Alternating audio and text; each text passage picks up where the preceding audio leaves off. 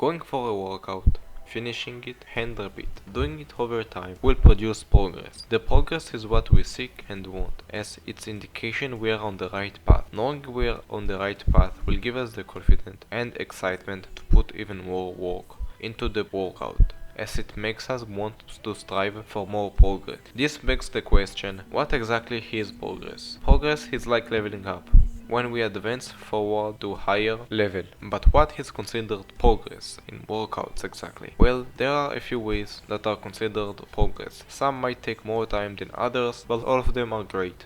Taking pictures. Taking a picture is one way to track progress, but it's a little tricky, as you need to be in the same picture angle, lighting, pump or no pump, and even stay in the same camera quality. All these don't have to be 100% exact, but they need to be somewhat similar to keep things consistent. Of course, you can't keep things the same forever, but just keep it the same as much as you can control. Simply find a good mirror, do a pose you like, flex, and take the picture. It's a good idea to take more than one picture, doing different poses. The optimal frequency to take the pictures is every a month or two. Use a body measure tape.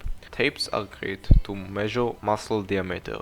By using them, you can measure muscle growth, progress, or tell if you have muscle imbalance, which is important to know so you can adjust your training.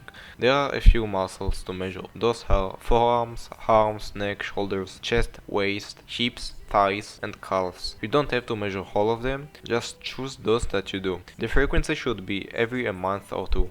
When starting to measure, there are things to keep in mind. Decide whether to measure flexed or unflexed muscles. Personally, I would go with flexed muscles. The reason you need to decide it now is to keep the measurement consistent the next time you measure the same muscles. When starting to measure, start with the biggest part of the muscle and measure so that the tape isn't hanging loose or too tight. I will leave a video in the description so you have a tutorial on how exactly to do that. Progressive overload. Progressive overload is progressing in your lifts by either being able to lift more weight or by doing more reps. This shows direct progress in strength, and strength is indication of muscle growth. This type of progressions can be achieved in short time of between a few days to 4 weeks of consistent training, making it the best for short-term progression tracking. How will we do it exactly? Well, first, there are things to keep in mind. How often should we increase the difficulty, and by how much should we increase the difficulty? How often to increase the difficulty depends on your condition, age, and training level. If you are not in a good condition for whatever reason, whether that is being too sore, feeling too sick, or whatever, then you shouldn't try to increase the difficulty.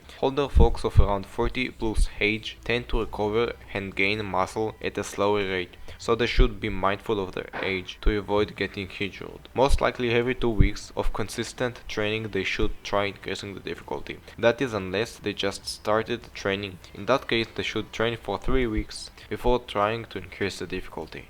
And after that they can increase it every 2 weeks. The level of training should also be considered, as the body is getting used to lifting and overdoing it puts you at a riskier position to injure it, especially when you are a beginner. After 2 weeks of consistent training, you can try increasing the difficulty. That is to let the muscles get used to the weights. By how much we increase the difficulty, or in other words, adding more weight or reps, depend on whether the muscle we target is a big or small muscle group. Bigger muscles obviously can lift more weight than smaller muscles, and so the amount of additional weight we will add on top of that will be heavier than what we will add to smaller muscles. For bigger muscles, the weight is between 4 to 5 kilos, and for smaller muscles, the weight will be between 2 to 3 kilos. The number you will add might be different, as those numbers are just for reference. After we added the weight, you can try to rep it. I assume you know how many reps you could do before adding the additional weight, and if not, all we are doing now will mean nothing to you. So go check it and write it in your training plan. For this case I will use an example.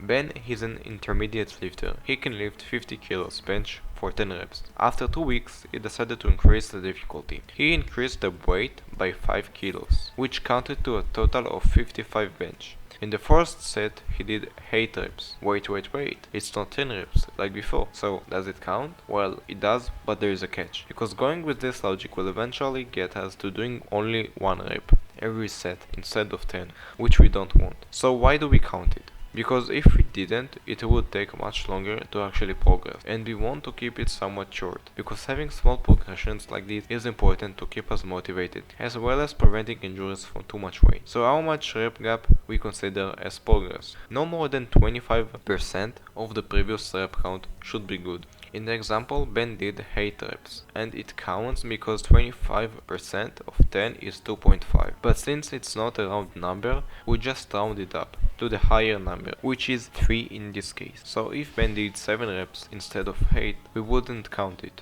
After Ben did 8 reps with the 55 kilos bench, he will need to try to get this number to 10 in the next workout sessions, till he gets it and he won't increase the weight till then. So back to the example, Ben did 8 reps, but what if he did 6 reps, or 7? In this case we won't count it, and Ben will go back to lifting 50 kilos. But he will try to add more reps, at least 11, instead of 10, because he has to progress in some way. And even if he can't, he will just add more volume, by adding another set or drop set. I just want to mention that if you progressed in some way, whether that is by adding weights or doing more reps, you need to write it in your training plan so you can use it for the next time you will progress as a reference. All this Ben did in the first set, but he won't do the same for the second and the third. That's because the muscles accumulate fatigue, and the more fatigue they gain, the lower the performances will be.